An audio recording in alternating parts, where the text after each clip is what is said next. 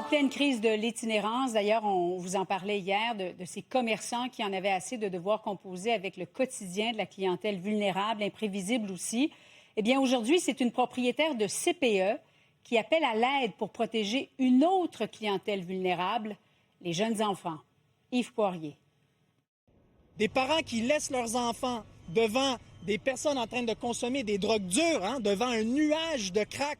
Est-ce que c'est ça la ville qu'on veut? Au lendemain de la sortie en règle de la SDC Montréal-Centreville face à l'insécurité grandissante, on veut retrouver un endroit où les enfants peuvent vivre dans la paix. C'est la directrice du CPE, le Petit Palais de l'avenue Vigée, en face du Palais des Congrès, qui tire à son tour la sonnette d'alarme parce que les enjeux auxquels est confrontée Mme Chabot et son équipe sont les mêmes que les commerçants. Toxicomanie, itinérance et santé mentale. Nous devons faire le tour de la cour et on retrouve des pipes de crack.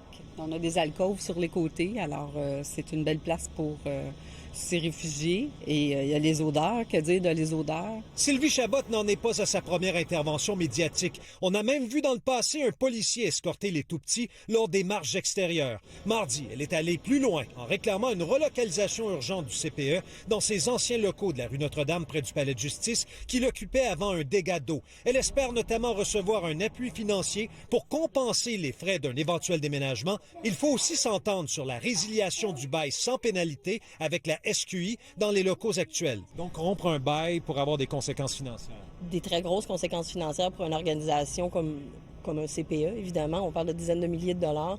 Et on est un petit peu à la remorque de ce que la SQI veut bien faire et de ce que le ministère de la Justice nous transmet comme information. Confidence troublante de cette mère de famille dans le cadre de l'entrevue, Safiette, qui a fréquenté le CPE, s'est mise à imiter des sans-abri. Le ministère de la Famille, par contre, nous accompagne présentement, fait certaines démarches, mais c'est toujours la réponse, à vrai dire, qu'on obtient généralement, c'est on est en austérité, coupure budgétaire, on n'a pas les fonds requis, alors qu'on ne demande pas la lune.